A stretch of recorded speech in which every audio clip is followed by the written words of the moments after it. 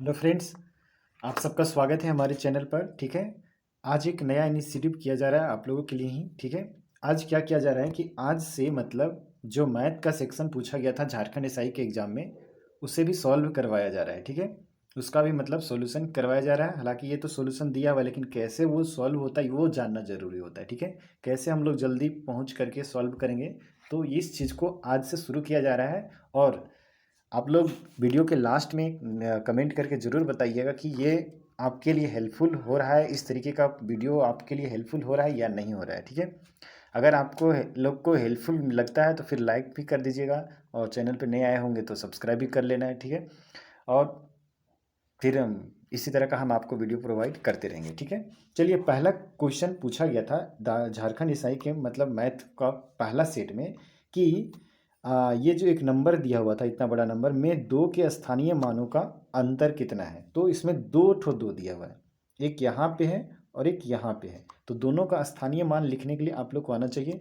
तो इस दो का स्थानीय मान लिखेंगे, इस पहले वाले दो का स्थानीय मान लिखेंगे तो कितना आएगा, दो। और इसके बाद जितने भी अंक होंगे उतना आपको जीरो लगाना है। ठीक है, तो देखिए इस दो के बाद में कितने अंक है, एक दो तीन चार पाँच अंक। ठीक है, तो पाँच जीरो लगाएंगे। ठीक है, तीन चार पाँच। ठीक है, एक दो तीन चार पाँच। उसके बाद इस दो का स्थानीय मान लिखेंगे, तो इस दो के लिए दो लिखेंगे और उसके बाद कितना जीरो लगेगा, एक दो तीन जीरो। तो तीन जीरो लगाते हैं और फिर यहाँ दो लिखते हैं। ठीक है, इसके बाद इसका हम लोग अंतर पूछा जा रहा था, तो इसको हम लोग घटाएंगे। ठीक है, तो जीरो जीरो जीरो, यहाँ 10 में से 2 जाएगा तो 8, यहाँ 9 बचता है, 9 और ये 1। ठीक है, ये देखिए आंसर ये आया। ठीक है, ऑप्शन नंबर देख लीजिएगा कौन सा ऑप्शन मैच कर रहा था।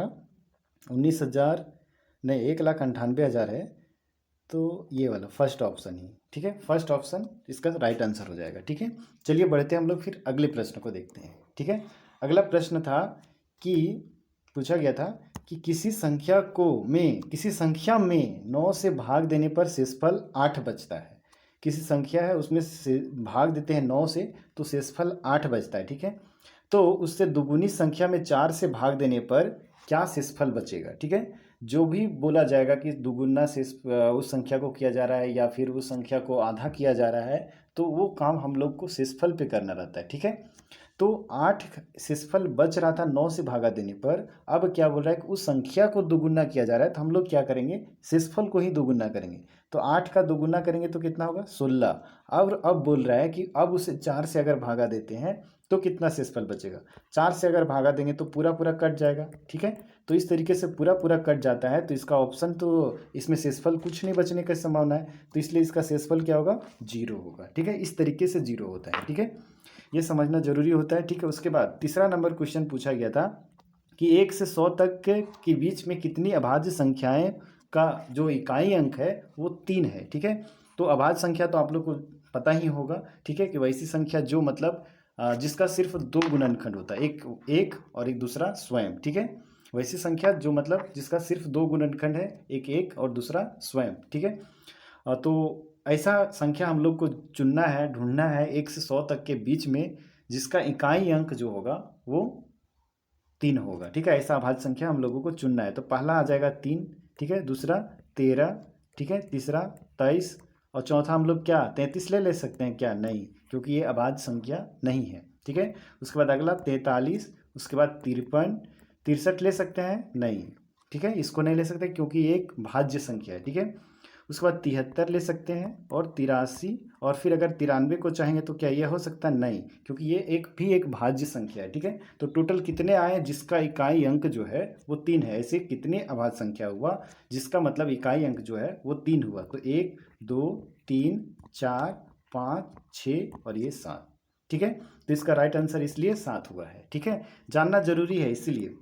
उसके बाद अगला क्वेश्चन है, चौथा नंबर पूछा गया है कि किसी संख्या में 125 से भाग देने पर भागफल 85 तथा शेषफल यानी शेष 22 प्राप्त होता है, तो वह संख्या है। ठीक है, कोई भी संख्या को हम लोग 125 से भाग दे रहे हैं। ठीक है, तो भागफल एक 85 आ रहा है और शेषफल कितना आ जा रहा है, 22। तो वो कौन सी संख्या है जिसको हम लोग भाग देने के बाद ये चीज़ प्राप्त हो रहा है। तो वो संख्या ज्ञात करने के लिए आप लोग बचपन में ही पढ़े होंगे कि भाज्य बराबर भाजक गुने भागफल जोड़ शेषफल, ठीक है।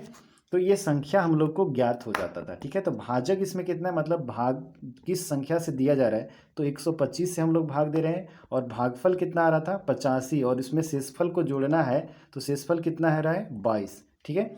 तो अब इसको गुना करेंगे तो कितना आ जाएगा, 125 बच्चे कितना होता है 625, 625 देखिए साइड में लिख रहे हैं इधर, 625 का 5 यहाँ लिखेंगे, ठीक है। हाथ में कितना कैरी रह जाएगा 62, ठीक है।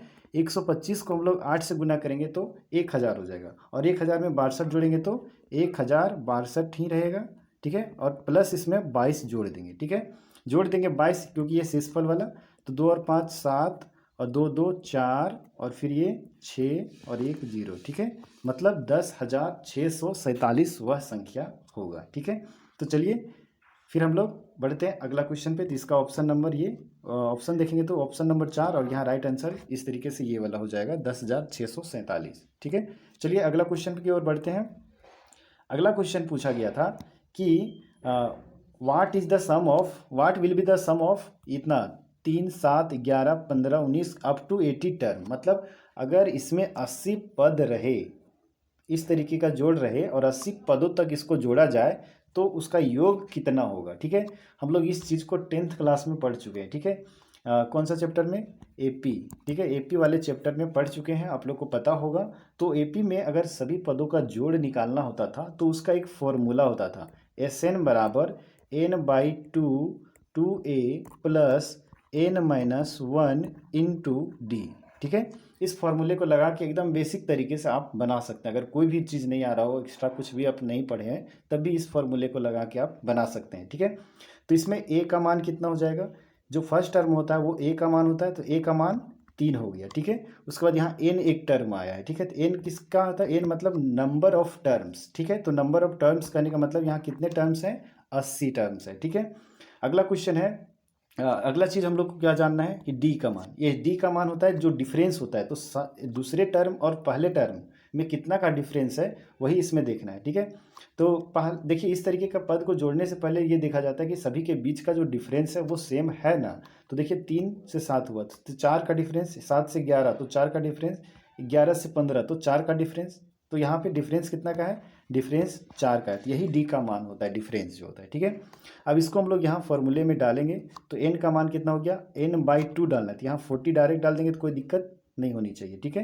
क्योंकि जगह कम के अनुसार से जहाँ जैसा जगह रहता है उसी के अनुसार से सॉल्व भी करना रहता है ना।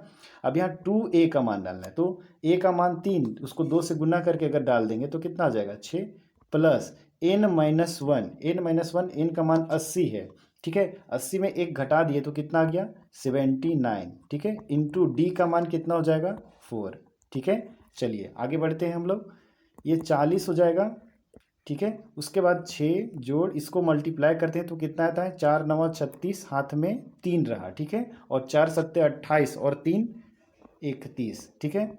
अब यहाँ कितना आ जाएगा 40 गुने, इसको जोड़ेंगे तो 316 6 322, कोई दिक्कत।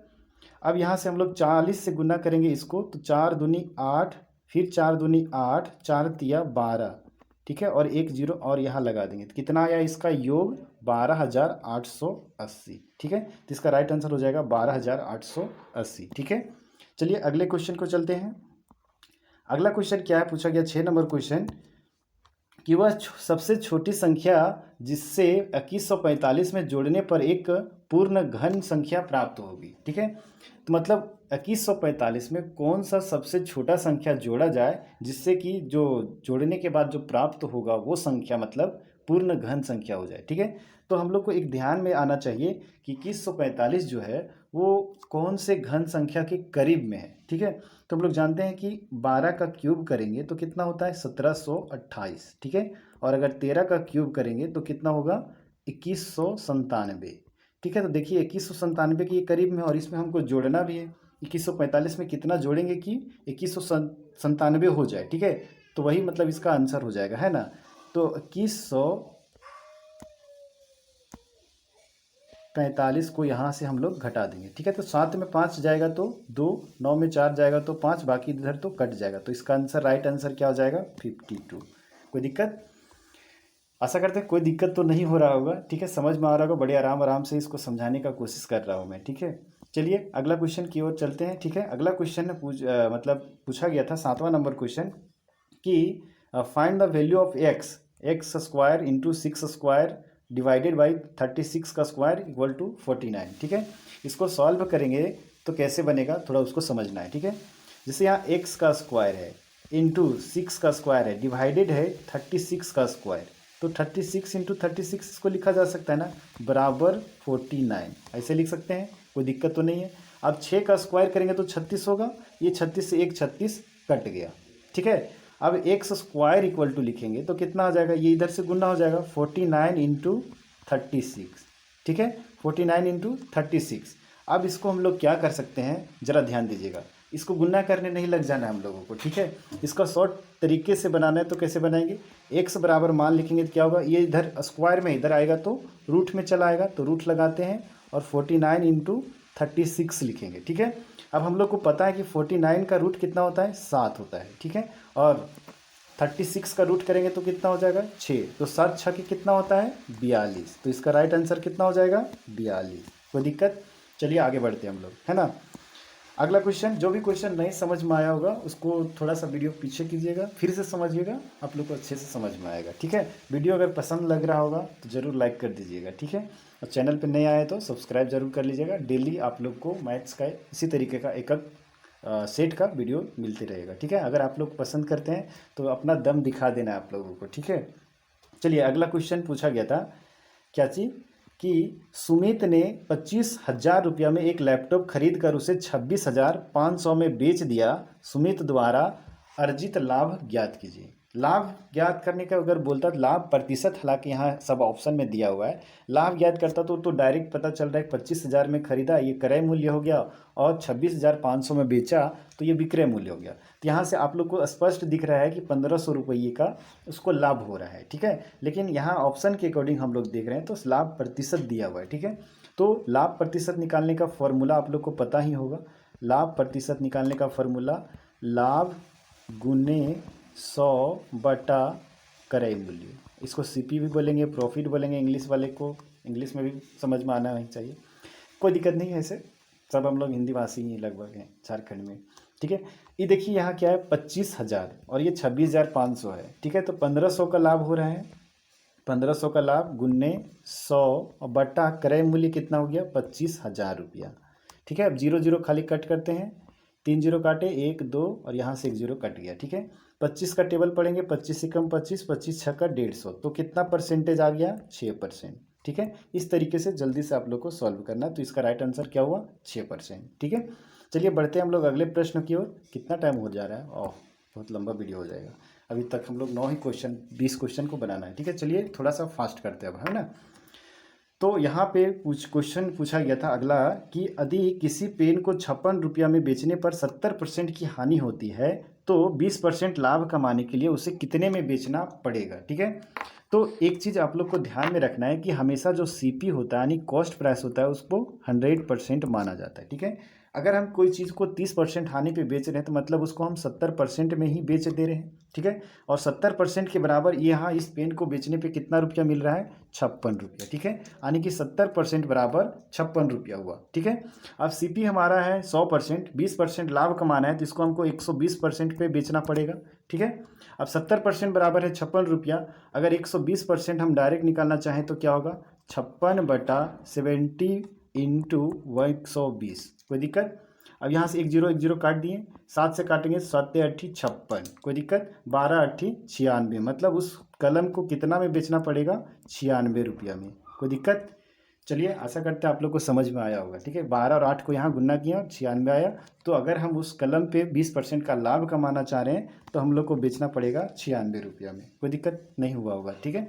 चलिए आगे बढ़ते हैं। अगला क्वेश्चन पूछा गया था कि 6 रुपया, 3 रुपया, 10 पैसा और 30 पैसा का औसत कितना होगा। औसत मतलब एवरेज। एवरेज में क्या निकाला जाता है कि सभी अमाउंट्स को जोड़ देता है और जोड़ देना है, और जितने भी मतलब संख्या में है उससे भाग दे देना। जैसे 4 है तो यहाँ पे तो 4 से भाग देना पड़ेगा उसको, ठीक है। लेकिन हाँ, औसत निकालने के लिए सभी राशियों को एक ही एक ही मतलब फॉर्मेट में होना चाहिए। जैसे रुपया है तो रुपया के ही फॉर्म में, या पैसा है तो पैसा के ही फॉर्म में, अगर मीटर है तो मीटर के ही फॉर्म में, सेंटीमीटर है तो सेंटीमीटर के ही रूप में होना चाहिए, ठीक है।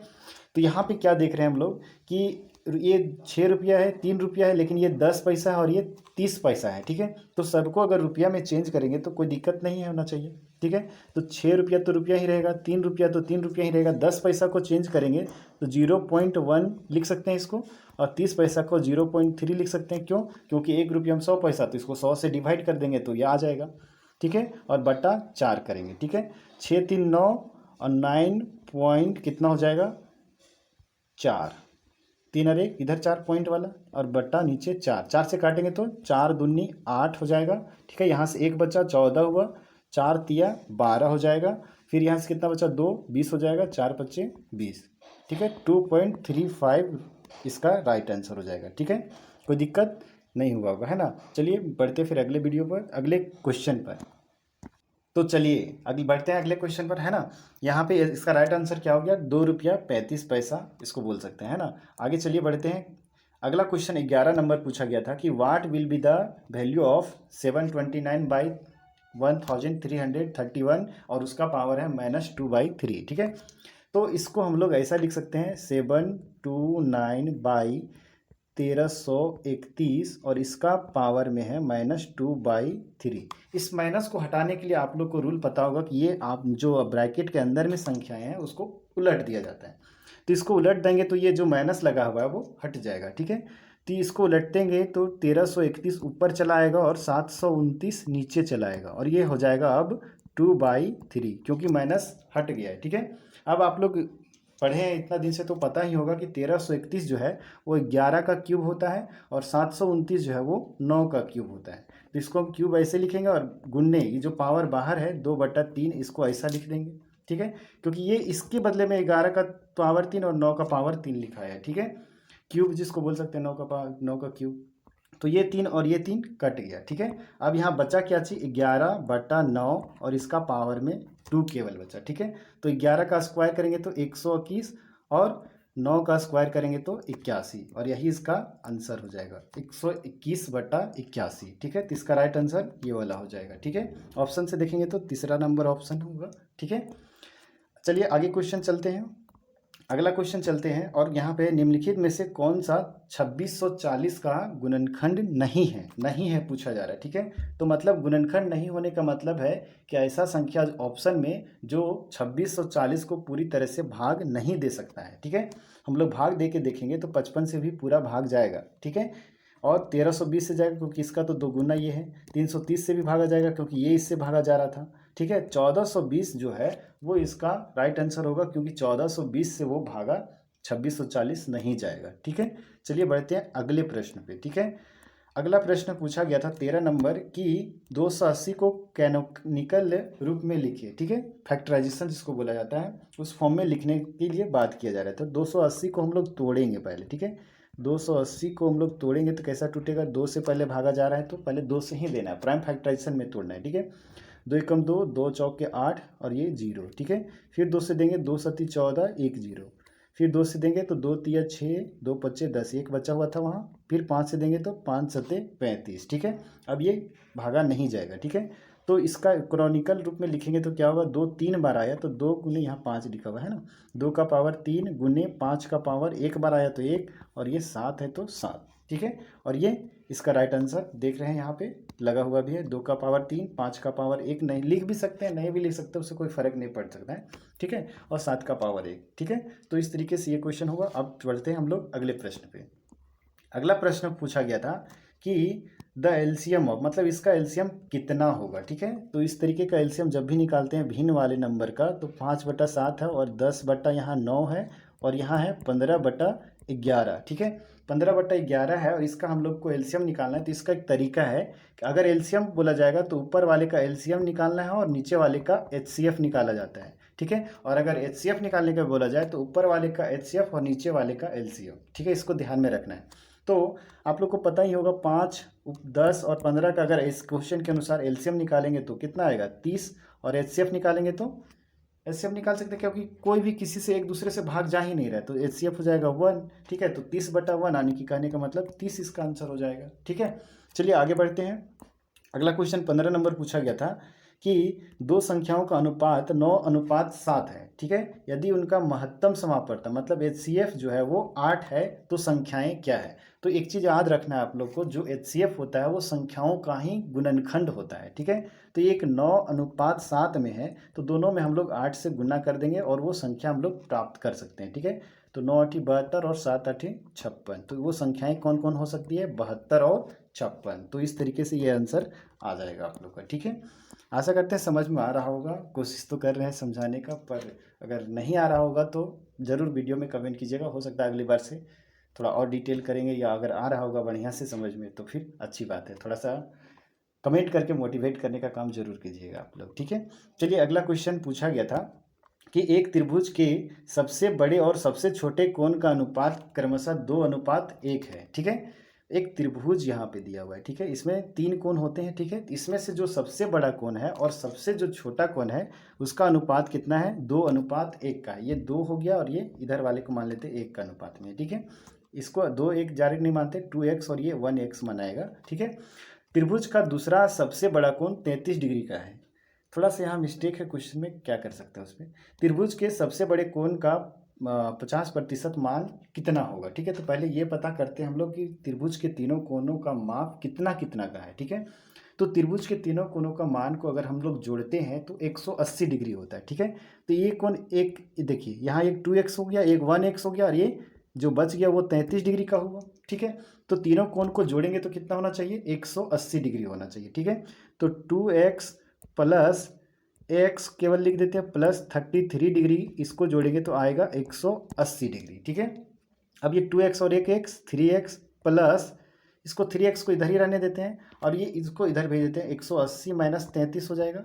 अब 3x बराबर कितना हो जाएगा, 180 में अगर हम 33 को घटाते हैं तो कितना आ जाएगा, चलिए घटाते हैं। 10 में से 3 जाएगा तो 7, यहाँ बचेगा 7, 7 में 3 जाएगा तो 4, ये 1 बचा रहा। ठीक है, x का मान कितना आ जाएगा, 147/3, 3 से काटेंगे तो 3 चौके 12 और यहाँ 2 बचा, 27 हो गया, 3 9 27। x का मान कितना आ गया, 49 डिग्री। एक कोण कितना आ गया, x का मान 49 डिग्री। लेकिन बोला क्या गया था कि सबसे बड़े कोण का 50% का मान कितना होगा, तो सबसे बड़ा कोण तो 49 दूना 2x है, वो ना सबसे बड़ा होगा, तो 49 दूनी 98 डिग्री का कोण बनेगा। ठीक है, अब क्वेश्चन क्या बोला गया था कि उसका 50% कितना होगा, तो 98 का 50% मतलब 1/2। 50% को 1/2 लिख सकते हैं ना, तो 2 से काटेंगे तो ये 49, इस तरीके से 49 डिग्री आया, ना कि ये वाला 49 आया। ठीक है, हालांकि उसको भी अगर कभी कभी लक काम करता है तो सही भी हो जाता है, लेकिन यहाँ पूछा जा रहा था इसका 50%। ठीक है, हालांकि इसका 50% निकाले वो भी 49 ही आया, आना ही था क्योंकि वो x था, वो 2x था, तो उसका 50% करेंगे तो x ही आएगा। ठीक है, x का मान जो रहेगा वही होगा। तो इस तरीके से इसका राइट आंसर ऑप्शन नंबर 4 हो गया था। ठीक है, आशा करते हैं समझ में आया होगा, है ना। चलिए आगे बढ़ते हैं हम लोग। अगला क्वेश्चन है कि 8,000 पर 6% वार्षिक दर से 3 वर्षों का साधारण ब्याज क्या होगा। ठीक है, 8,000 पर 6% वार्षिक दर से 3 वर्षों का साधारण ब्याज क्या होगा। साधारण ब्याज हम लोग बचपन से ही पढ़ते आ रहे हैं, SI बराबर क्या होता है, P/R/T/100। जनरल फॉर्मूला लगाते हो उतना कोई, हालांकि यहाँ परसेंटेज का भी लगा सकते हैं, लेकिन जिन लोगों को भी एकदम बेसिक नहीं है, बेसिक तो आता ही होगा, इतना भी आप लोग ये नहीं होंगे। ठीक है, तो प्रिंसिपल कितना है, 8,000 एकदम बेसिक तरीके से करते हैं ना, क्या दिक्कत है, आप बाकी बताएंगे शॉर्टकट भी। और रेट कितना है, 6% का है, और टाइम कितना है, 3 साल का है। ये कितना हो जाएगा, 100 नीचे 100, ये 100 से कटा। अब कितना हो जाएगा, 6×3 = 18, 18×8 = 144, 144 और 1 जीरो यहाँ बचा था तो 1440 हो गया इसका आंसर। ठीक है, इसको अगर ये करेंगे मतलब क्या बोलते हैं उसको, प्रतिशत के माध्यम से, तो क्या होगा, इसको गुना कर दिया जाता है, 6×18, इसको 100% मानेंगे और ये हो जाएगा 6×18 मतलब 100% बराबर कितना हो गया, 8,000। ठीक है, तो हम लोग को निकालना कितना, 118%, 18% खाली निकालते कोई दिक्कत नहीं है। ठीक है, क्योंकि हमको यहाँ पे पूरा नहीं पूछा जा रहा है। ठीक है, पूरा नहीं पूछा जा रहा है कि मतलब मिश्रधन कितना होगा, मिश्रधन पूछा जाता तो 118% निकालते, हमको पूछा गया केवल ब्याज कितना होगा, तो 18% ब्याज होगा, तो 18% निकालेंगे तो 8,000 बटा 100 गुन्ने 18। तो ये 2 जीरो कटा, 18 × 8 = 144। बस वही को कहानी चलेगा। 1440 रुपया हो गया इसका आंसर। ठीक है, चलिए आगे बढ़ते हैं हम लोग, अगला क्वेश्चन को चलते हैं, नहीं तो वीडियो बहुत ज़्यादा लंबा हो जाएगा। ठीक है, दो मेथड से अगर एक क्वेश्चन को बताने लगेंगे तो निश्चिंत है कि वीडियो बहुत लंबा हो जाएगा। ठीक है, अगला क्वेश्चन है कि पंकज ने एक मोटरसाइकिल की कीमत का 12,000 रुपया अग्रिम भुगतान किया तथा शेष राशि 3 वर्षों बाद 5% साधारण ब्याज की दर से ब्याज सहित 23,000 भुगतान करके चुकाया, तो मोटरसाइकिल की कीमत क्या थी? पहले तो वो 12,000 रुपया दे चुका है। ठीक है, 12,000 रुपया दे चुका है, अब क्या है 23,000 रुपया दे रहा है 3 साल के बाद 5% साधारण ब्याज पे उसको, मतलब ब्याज सहित चुका रहा है। तो ये मिश्रधन हम लोग को यहाँ दिया हुआ है। ठीक है, वो कितना अमाउंट था वही अगर पता चल जाता है तो उस अमाउंट को और इस 12,000 को जोड़ देंगे तो हमारा उस मोटरसाइकिल का दाम कितना था वो निकलेगा। ठीक है, तो ये क्या चीज़ दिया है देखिए, परसेंटेज के मेथड से कितना आसान होगा। मान लेते हैं कि वो जो उसका बचा हुआ अमाउंट था, शेष राशि जो था वो कितना था, 100 रुपया था। ठीक है, अब एक्स को हम क्या बताएं, अभी इसको 100% हमेशा माना जाता है। ठीक है, अब यहाँ क्या है 3 साल के बाद और 5% की दर से, तो इसको गुना करेंगे तो कितना हो जाएगा 15%। टोटल उसको कितना, अब ये मिश्रधन बन चुका है 115%। ठीक है, और यही 115% बराबर है 23,000 रुपया। ठीक है, 23,000 रुपया है और हम लोग को निकालना क्या है 100%, यही तो निकालना है। ठीक है, तो 23,000, हालांकि यहाँ से डायरेक्ट काट सकते हैं, यहाँ से भी बराबर बटा 115 और गुन्ने 100 कर देंगे। ठीक है, तो ये 100% निकल जाएगा। ठीक है, 23 का टेबल आप लोग को आता ही होगा, 23 एकम 23, तो 1 जीरो और मतलब 3 जीरो यहाँ बचा हुआ है, और 23 बचे 115। ठीक है, 5 से काट देंगे तो किसी को भी काट देंगे, 5 एकम 5, 5 दूनी 10, 20 हो गया, और ये 20 दे के कुछ मिस्टेक हो रहा है क्या, 23,000 ठीक है 20,000 हो जाएगा, हाँ 2,000 नहीं 20,000। तो यहाँ पे 1 मिनट, यहाँ पे नहीं लिखा रहा है थोड़ा सा, यहाँ पे कितना आया ये अमाउंट 20 और 1,000 को गुना करेंगे तो ये 20,000 हो जाएगा ना। ठीक है, 20,000 हो गया। अब इसका गाड़ी का दाम कितना हो जाएगा, ये 20,000 और ये 12,000 जोड़ देंगे दोनों तो कितना हो जाएगा 32,000 रुपया, जो कि इसका राइट आंसर हो जाएगा। ठीक है, ये 32,000 इसका राइट आंसर, मतलब शुरू में दिया 12,000 रुपया। ठीक है, और फिर बाद में उसका मतलब जो बचा हुआ राशि था वो कितना था 20,000, जिसका वो उस समय नहीं भुगतान किया, 3 साल के बाद भुगतान किया, तो उस पर 5% का रेट ऑफ इंटरेस्ट लगा, जो उसको भुगतान करना पड़ा 23,000, लेकिन एक्चुअल प्राइस कितना था 20,000 ही था। ठीक है, बचा हुआ, तो ये 32,000 जो था वो मोटरसाइकिल का प्राइस था, लेकिन 3,000 उसको ब्याज के रूप में चुकाना पड़ा। ठीक है, चलिए बढ़ते हैं, अगला प्रश्न 19 नंबर क्वेश्चन। ठीक है, 19 नंबर क्वेश्चन है कि find the value of 2/3 plus 7/4 plus 5/6 minus 3/8। ठीक है, तो ये तो सिंपल सा भिन्न का जोड़ है। ठीक है, और कुछ नहीं है। ठीक है, तो इसको लिखते हैं 2/3 प्लस 7/4 प्लस 5/6 माइनस 3/8। तो ये तो बच्चे क्लास से भी आप लोग पढ़ते आ रहे होंगे। इन लोगों को क्या करना पड़ता है, सबसे पहले एलसीएम करना है, तो 3 ऐसा नंबर भी सोच सकते हैं जो इन सभी से कट सकता है। तो कहाँ जाके कटेगा, 24 पे कटेगा। ठीक है, 24 को अब 3 से भागा देंगे तो 8, 8 दूना 16, प्लस 4 से अगर भागा देंगे तो 4 छक 24, 6 आया, 6 सत्ते 42, प्लस 4 से अगर भागा देंगे तो 4 छक 24 यानी 6 चौक 24, 4 आया, 4 पच्चे 20, माइनस 8 से अगर भागा देंगे तो 3 बार 3 तिया 9। ठीक है, अब इस सबको जोड़ेंगे तो कितना आ जाएगा, इन सबको अगर हम लोग जोड़ देते हैं तो 6 2 8 0 8 आया, 4 1 5 2 7, 78 माइनस 9 और बट्टा 24। ठीक है, 18 9 तो 9, मतलब 69/24।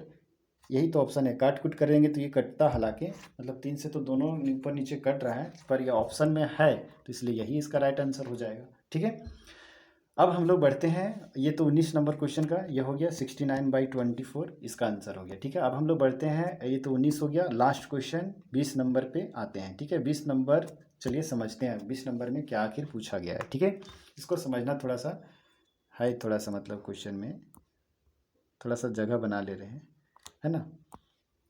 ठीक है, चलिए क्वेश्चन पूछा गया था कि किसी पहिए की त्रिज्या 0.42 मीटर है। ठीक है, मतलब त्रिज्या को r से दिखाते हैं तो r का मान कितना दिया हुआ है 0.42 मीटर। ठीक है, यदि यह 1 मिनट में 750 चक्कर लगाता, वो जो पहिया है वो 1 मिनट में 750 चक्कर लगाता है तो उसकी गति किसके बराबर होगी? तो इसकी जो गति होगी, चाल जो होगा वो किसके बराबर होगा? ठीक है, चलिए हम लोग चाल ज्ञात करने का कोशिश करते हैं। ठीक है, तो ये रेडियस है 0.42 मीटर।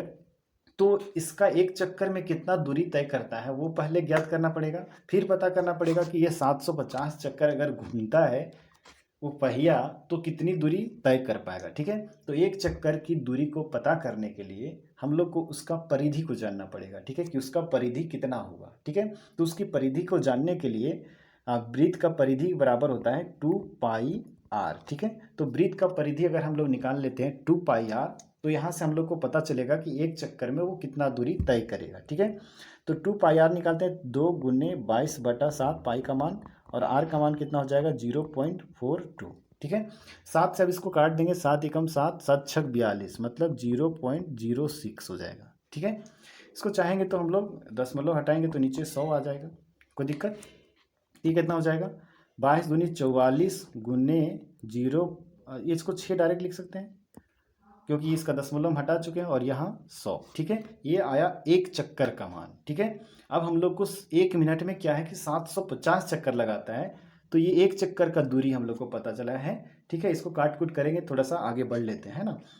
तो 750 चक्कर में ये कितनी दूरी तय करेगा, तो 750 से इसको गुना कर देंगे तो ये 750 चक्कर में कितनी दूरी तय करेगा वो पता चल जाएगा। ठीक है, यहाँ काटेंगे तो 25 चौके 100, और यहाँ 25 तिया 75, तो ये 3 30 हो गया, कोई दिक्कत। 4 से काटेंगे, 4 एकम 4, 4 एकम 4, 4 एकम 4, कितना हमारे पास बच रहा है ऊपर में देखिए अमाउंट, एक 11 बच रहा था, फिर दूसरा 6 बच रहा है, और तीसरा 30 बच रहा है। ठीक है, तो ये कितना हो जाएगा 11 छक 66।